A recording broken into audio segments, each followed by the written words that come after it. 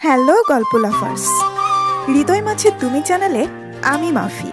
আমাদের চ্যানেলে নতুন নতুন রোমান্টিক, স্যাড ও মাফিয়া টাইপ গল্প শুনতে হলে আমাদের চ্যানেলটি সাবস্ক্রাইব করে রাখুন আর লাইক দিতে মোটেও ভুলবেন না। গাড়ি চলছে নির্দিষ্ট গতিতে। আজকে আকাশটা খুব সুন্দর এবং শান্ত। পেজা তুলোর মতো মেঘ আকাশে ভেসে অম্বরে। প্রিয়াসা বাহিরের দৃশ্য দেখছে আর একটু পর পর প্রান্তের দিকে তাকাচ্ছে। ড্রাইভ করা অবস্থাতেই প্রান্ত তা কয়েকবার খেয়াল করছে, তাই হাত বাড়িয়ে লুকিং গ্লাসটা ঠিক করে তাতে চোখ রাখে। এখান থেকে স্পষ্ট প্রিয়াসাকে দেখা যায় এবং তার গতিবিধি অবলোকন করা যায়। ওকে এমন উসকুস করতে দেখে প্রান্ত জিজ্ঞেস করে, কিছু বলবি? প্রিয়াসা ওর দিকে তাকায় আর প্রান্ত সামনের দিকে চোখ রেখেই বলে, কিছু সময় ধরে দেখছি উসকুস করছিস, তাই ভাবলাম কিছু বলবি কিনা। বল। আজকে আমাদের বাসায় থাকবেন? এবার চোখ তুলে সরাসরি প্রিয়াসার দিকে তাকায়, তারপর গাড়ি আগের তুলনায় স্লো করে। এটা দেখে মনে মনে প্রিয়াসা ঘাবড়ায়। কি বলতে কি বলে ফেলেছে। সে তো বলতে চেয়েছিল আমাদের বাসায় যাবে কিনা। প্রান্ত কিছুটা সামনে প্রিয়াসার দিকে এগিয়ে বলে গম্ভীর গলায় শুধায়, আমাকে দেখে ঘর জমে মনে হয়? আবারও থতমত খায় প্রিয়াসা। এই লোক কথায় উল্টা মিনিং না বের করলে তা চলবেই না। প্রিয়াসা কি বলেছে সে ঘর জামাই থাকবে কিনা? আজব লোক। প্রান্ত নিজের মতো আবারও ড্রাইভে মন দেয়। প্রিয়াসা শুধু ভাবছে সম্পর্ক আগাবে কি করে। কটা দিন পরীক্ষা, অথচ এসবের চিন্তাই নেই। তার চিন্তা এখন একটাই, গাড়ি ব্রেক কষতেই ওর ধ্যান ভাগে। জানালা দিয়ে বাহিরে চোখ পড়তেই দেখে একটা রেস্টুরেন্টের সামনে গাড়ি থেমেছে। প্রিয়াসা পাশ ফিরে তাকানোর আগে প্রান্ত গাড়ি থেকে নেমে ওর সামনে এসে দাঁড়িয়ে গাড়ির দরজা খুলে দেয়। প্রিয়াসা কথা না বলে বেরিয়ে আসে। ও বেরিয়ে আসতেই গাড়ি লক করে প্রিয়াসার হাত ধরে এগিয়ে যায় রেস্টুরেন্টের ভিতরে। তারপর কর্নার দেখে একটা টেবিলে বসে। বসার কিছু সময় পর প্রান্ত দাঁড়িয়ে যায়। তা দেখে প্রিয়া মুখ তুলে কিছু বলার পূর্বেই ও প্রিয়াসাকে বলে, তুই বস, আমি এখনই আসছি। প্রিয়াসা ভেবেছে প্রান্ত স্মোক করতে যাবে, তবে তাকে ভুল প্রমাণ করে কিছুক্ষণের মধ্যেই প্রান্ত আসে। তার হাতে একটা জুসের বোতল। প্রিয়াসা আলতো হাসলো। এর জন্য গিয়েছিল? প্রিয়াসা সফট ড্রিঙ্কস খেতে পারে না, বরাবরই জুস তার প্রথম তালিকায়। আর প্রান্ত তা মনে রেখেছে, তা দেখে আবারও হাসলো। প্রান্ত পাশে বসতেই ওকে এভাবে হাসতে দেখে বলে, কি হয়েছে, এভাবে হাসছিস কেন? এমনি। প্রান্ত কিছু সময় নিয়ে কপাল কুঁচকে তাকিয়ে থাকে, কিন্তু কিছু বলে না। ততক্ষণে ওয়েটার আসতেই প্রান্ত খাবারের অর্ডার দিয়ে দেয়। তারপর লোকটা যেতেই বোতলের মুখটা খুলে প্রিয়াসার হাতে দেয়। প্রিয়াসা শুধু নিজস্ব পুরুষকে দেখে। কি সূক্ষ্ম তার নজর, সবকিছুই মনে রাখে। প্রিয়াসা জুসে চুমুক দিতেই বলে, আপনি কি করে জানলেন আমি জুস পছন্দ করি? জানতে হয় না। কথাটা বলেই একটু হেলান দিয়ে শার্টের গলার কাছে একটা বোতাম খোলে। তারপর আবার বলে, বউয়ের জিনিস তো তাই এমনি বোঝা যায়। এমন কথায় কেসে ওঠে প্রিয়াসা। তা দেখে তাড়াতাড়ি কাছে এসে মাথায় আলতো চাপড় মারে। তারপর বলে, ধীরে, কি করছিস? প্রিয়াসা থামে, তারপর প্রান্তের মুখের দিকে তাকায়। কিছু বলতে যাবে তার আগেই ওয়েটার এসে খাবার টেবিলে রেখে যায়। প্রান্ত কথা বলতে না দিয়ে খাবার প্লেটে বাড়ে। চামচ দিয়ে খাবার তুলে প্রিয়াসার মুখের সামনে ধরে, তারপর ইশারা করে খেতে। প্রিয়াসাও ভালো মেয়ের মতো মুখে তুলে নেয়। খাওয়া দাওয়া শেষ করে প্রিয়াসাকে বাড়িতে নামিয়ে দেয় প্রান্ত, তবে বাড়ির ভিতরে আসে না। তার জন্য প্রিয়াসার মন খারাপ হয়ে আসলেও প্রকাশ করে না। প্রান্ত শুধু এতটুকু বলে, হাতে মাত্র 4 দিন বাকি আছে, ঠিক মতো পড়বি। আমি রাতে কল করব, আর ঠিক মতো ঘুমিয়ে পড়বি। বেশি রাত জাগার দরকার নেই, আর পরীক্ষা দিতে আমি নিয়ে যাব। আর প্রতিটা কথা বিনা বাক্যে মেনে নিয়ে হ্যাঁ হ্যাঁ বলে বিদায় জানায় প্রান্তকে। প্রান্ত আগে প্রিয়া কাব বাড়িতে যেতে বলে। প্রিয়াসা এবারও বিনা বাক্যে রাজি হয়ে বাড়ির ভিতর চলে যায়। ও চলে যেতেই প্রান্ত গাড়ির স্টার্ট দেয় নিজের গন্তব্যের উদ্দেশ্যে। কেটে গেছে মধ্যে 4টা দিন। আজকে প্রিয়াসার এইচএসসি বাংলা প্রথম পত্র পরীক্ষা। সকাল 10টায় পরীক্ষা শুরু হবে, তাই প্রথম পরীক্ষা দেখে প্রান্ত কিছু সকালেই ওদের বাড়িতে এসে হাজির হয়। ওই সময় প্রিয়াসা চুলে বেনি গাচ্ছিল। প্রান্ত মনোযোগ সহকারে তা দেখে। কেন দেখে কে জানে। তারপর বিছানা থেকে উঠে এসে বইটা হাতে নিজে উল্টে পাল্টে দেখে।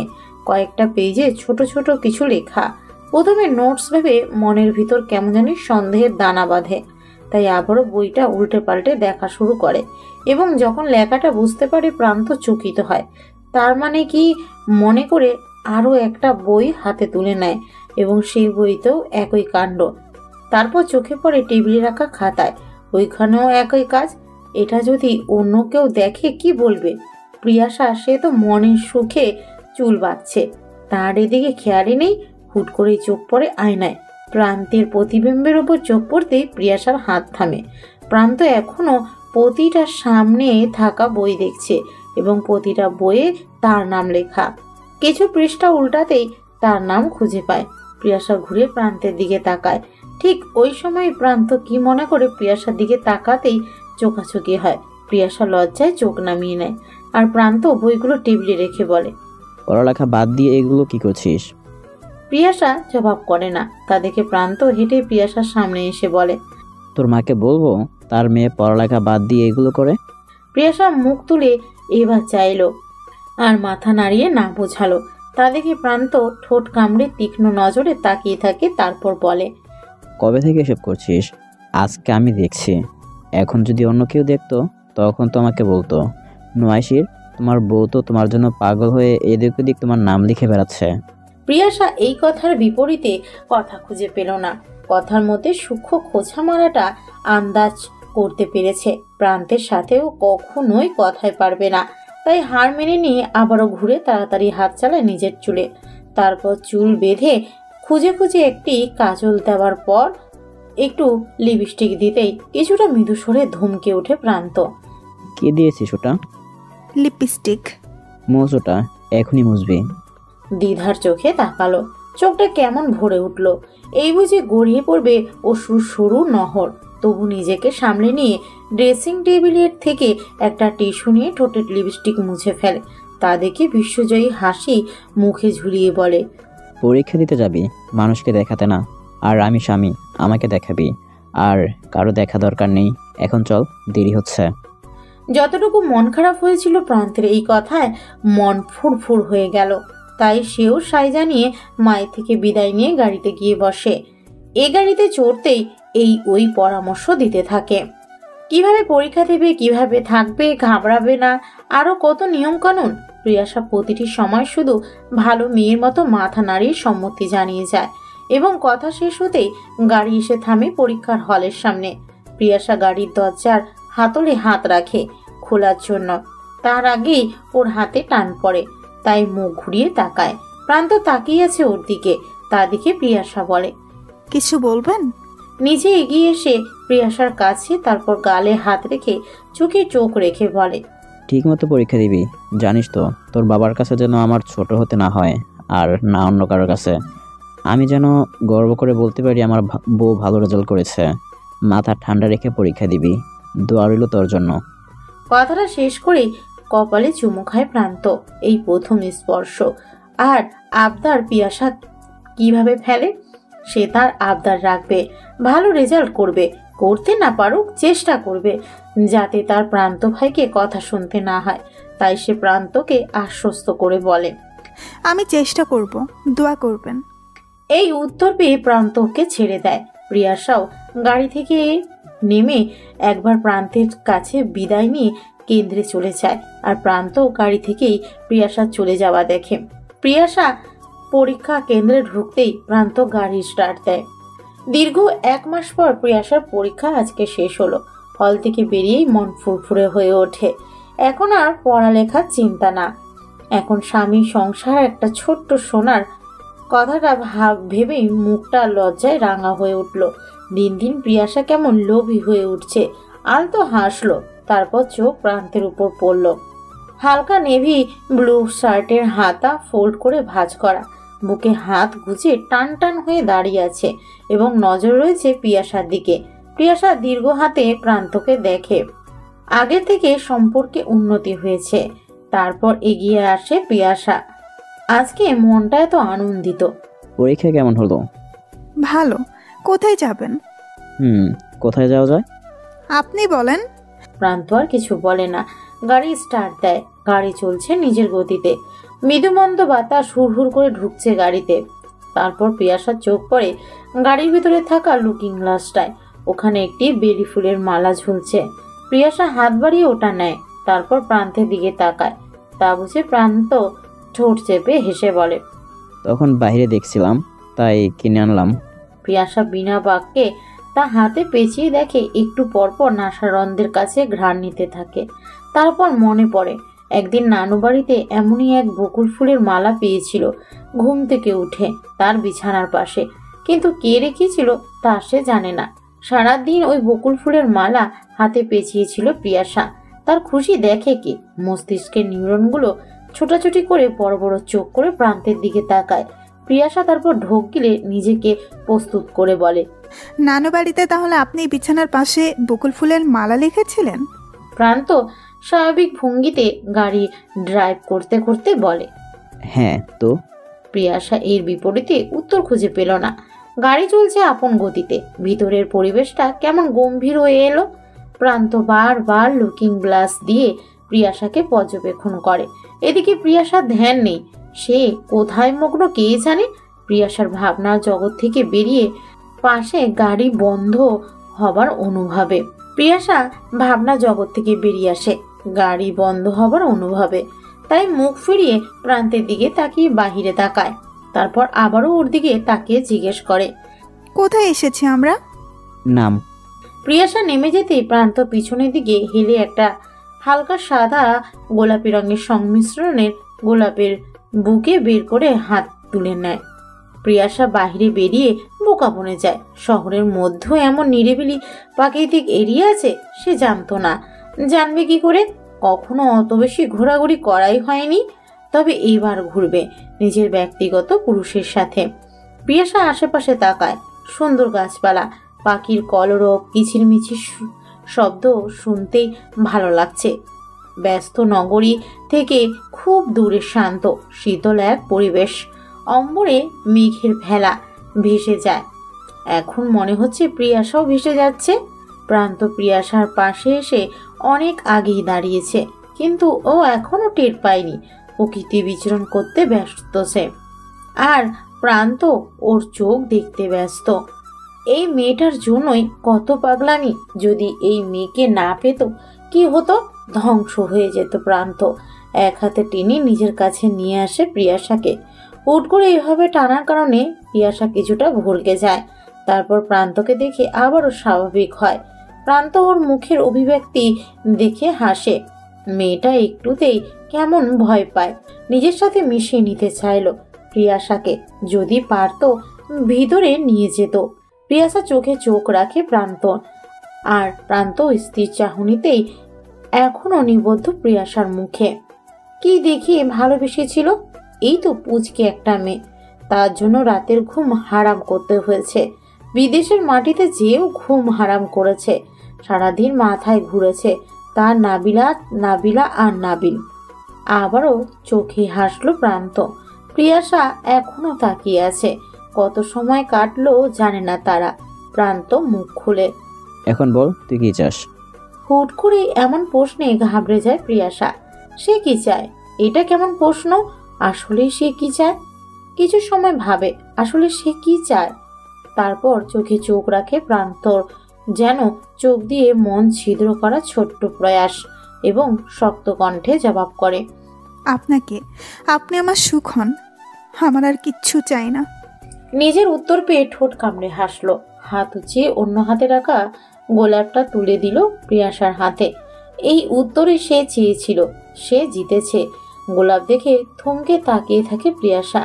প্রথমত প্রান্তকে পাওয়ার আনন্দ, এখন আবার গোলাপ। অবাক চোখে তাকায় প্রিয়াসা। ওর মনের অবস্থা বুঝতে পেরে চোখের পলক ঝাপটায় প্রান্ত। গোলাপটা কোনো মতে ধরে ঝাঁপিয়ে পড়ে প্রান্তর বক্ষের মাঝে, আর প্রান্ত খুব সুন্দরভাবে আগলে নেয় তার হাওয়াই মিঠাইকে। তারপর ঠোঁট ছোঁয়ায় প্রিয়াসার মাথায়, আর প্রিয়াসা তার অক্ষিপট থেকে গড়িয়ে পড়ছে ছোট ছোট খুশির অশ্রুর নহর। প্রান্ত আলতো হাসে। আসলে মেয়েটা এখনো ছোট, এই যে একটু একটু কেয়ারে কেমন খুশি হয়। প্রিয়াসা আরো শক্ত করে জড়িয়ে মুখ উঁচিয়ে প্রান্তের কানের কাছে আসে। তারপর বিড়বিড় করে বলে, ভালোবাসি। চোখ বুঝে নেয় প্রান্ত। এই স্বীকারোক্তি কি কম একটা জীবন পার করতে? এই তো জীবন, এত ভালোবাসা। কথাটা বলেই প্রিয়াশা মুখ লুকায় আবার প্রান্তের বক্ষে। প্রান্ত হাত দিয়ে ওর দুগালে হাত রেখে নিজ মুখের সামনে এনে ওর মুখ মুখোমুখি করে তুলে ধরে। প্রিয়াশা চোখ পিটপিট করে চাইল, কিন্তু কিছু বলার আগেই প্রিয়াশার ওষ্ঠ প্রান্তে দখলে নিয়ে নেয়। মাগরিবের আজান দিয়েছে, আশেপাশে আধার নামবে ভাব।